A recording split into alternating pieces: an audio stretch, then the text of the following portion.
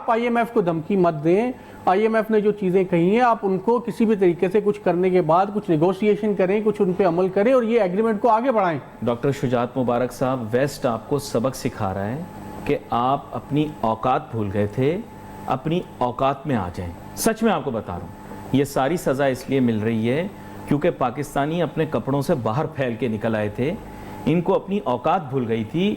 हम मिनहसल कौम, गुलामी नामंजूर, हम आज़ाद हैं, एब्सोल्युटली नॉट, इस तरह की बकवास करके हम लोग ऐसा तस्वुर करना शुरू हो गए थे कि हम कोई बड़े आज़ाद ख्याल और जैसे आप कह रहे हैं कि सेल्फ सफिशिएंट और अपने कदमों पे खड़े हो गए। कि आईएमएफ जो है वो हमें ये कह रहा है कि जो कंट्रीज़ हैं उनसे हमें गारंटी लेकर दें, जो फ्रेंडली कंट्रीज़ हमारे फ्रेंड्स जो हैं, यानी आप जानते हैं कि सऊदी अरेबिया, यूएई, चाइना, ये कंट्रीज़ हैं ऐसे कुछ, टर्की के, खैर वो तो खुद एक मुश्किल में है इस वक्त, उनसे क्या हमने लेना है। तो इनसे आप गारंटी लेकर दें और जो गारंटी होनी चाहिए वो रिटर्न होनी चाहिए। तो इसका मतलब ये हुआ कि ये एक बहुत बड़ी हर्डल है जो हमें पेश आ रही है और उन्होंने ये एक कंडीशन लगा दी है हमारे सामने। इसकी वजह ये है कि उनको ये समझ रहे हैं कि ये ज़ुबानी जमा खर्च तो अक्सर औकात करते रहते हैं, ये तो पहले कई दफ़ा हो चुका है, लेकिन इस वक्त जो पाकिस्तान के हालात हैं इसमें किसी भी वक्त कुछ हो सकता है, तो हम तो फंस जाएंगे अगर हमने इनकी बात पर यकीन कर लिया। तो उन्होंने कहा कि आप उन कंट्री से कहें कि अगर ऐसी कोई बात हो गई तो फिर वो आपकी मदद करेंगे और हमें कोई परेशानी नहीं होगी। वो ये है कि आईएमएफ कह रहा है कि मैं नहीं मानूंगा, और बात यह है कि पाकिस्तान कह रहा है कि मान जा मेरी जान मान जा।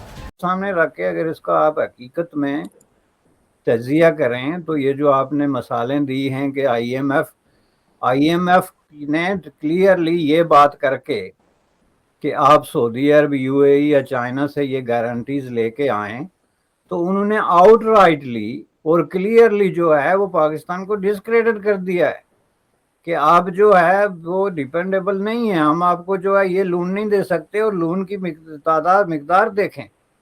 या तो जो है एक तरफ आप बातें कर रहे हैं इंडो पैसिफिक की और दुनिया के बदलते हुए हालात और फ्यूचर, एशिया की सदी है जहां बिलियंस ऑफ डॉलर्स जो है फ्लोट होंगे इधर से उधर, जहां नए नए जो है वो सुपर पावर्स इमर्ज होंगी, जहां बिलियंस ऑफ पीपल जो है वो पॉवर्टी से निकल के आगे जाएंगे, वहां पाकिस्तान में $2 बिलियन पे गुज़श्ता 6 महीने से दंगल जारी है। कुछ लोग इक़्तिदार में बैठे हुए हैं, वो भी वही बात कर रहे हैं, जो बाहर बैठे हुए हैं वो भी बात कर रहे हैं। तो ये सिचुएशन जो है ये साबित करती है कि वहां पे सिविल वार अनाउंस होने की देर है बस। को बहुत सारी क्राइसिस का सामना है, और एक ये है कि जब तक आईएमएफ पैसे नहीं देता तो उस वक्त तक पाकिस्तान को कोई और मुल्क से मेरा मतलब है जो करीबी दोस्त ममालिक है, वो भी पैसे देने से इनकारी है। ये बांग्लादेश की करेंसी है टका, अब आप टके के भी नहीं हो, ठीक है, वो उर्दू की कहावत बदल दो कि टके की भी कदर नहीं है, अब टके के भी नहीं हो आप, मतलब करेंसी के हिसाब से, ठीक है।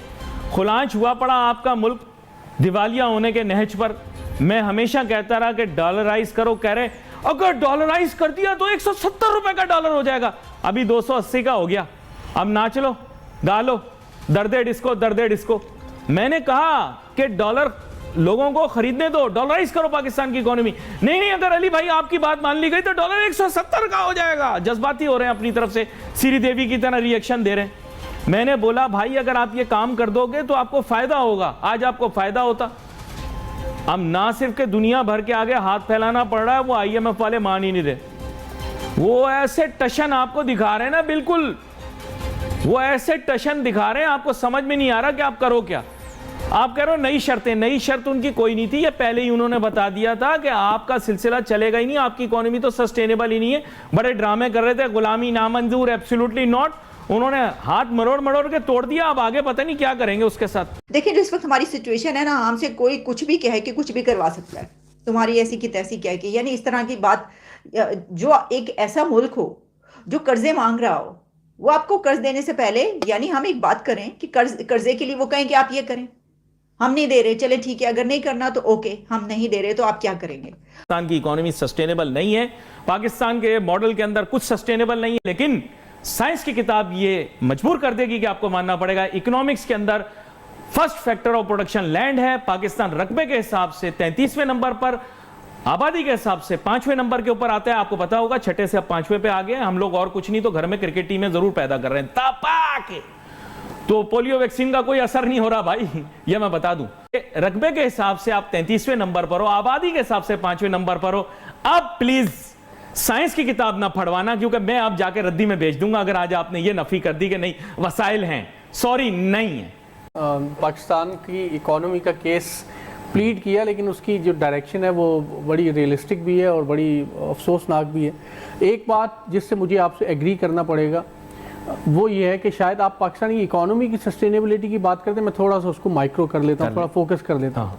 पाकिस्तान की जो डेट है वो सस्टेनेबल नहीं है। ये बात मैं भी कर चुका हूँ और आपके प्रोग्राम में और भी बहुत सारे माहिर मईशत कर चुके हैं। जो मेरी एक उस्ताद हैं प्रोफेसर साहिबा, वो भी आपके प्रोग्राम में बात कर चुकी हैं कि पाकिस्तान की डेट सस्टेनेबल नहीं है। इसका मतलब ये कि 2019 के बाद पाकिस्तान ने जो कर्ज़ा दिया था वो कर्ज़ा पाकिस्तान के पास समझ लें वसातत नहीं है, या पाकिस्तान के पास इतनी अहलियत नहीं होगी कि उस कर्ज़े को वापस कर सके। और ये स्टडी की थी IUBM के चंद प्रोफेसर थे उन्होंने, और उन्होंने एक्सप्लिसिटली इस चीज़ को डिमॉन्स्ट्रेट किया कि पाकिस्तान की जो डेट है वो सस्टेनेबल नहीं। अभी जो इंटरव्यू आया है हमारे प्राइम मिनिस्टर साहब का, शहबाज शरीफ साहब का, वो कह रहे हैं कि भाई आप लोग ये जहन बिल्कुल साफ कर लें कि आगे इससे भी मुश्किल जिंदगी शुरू होने वाली है।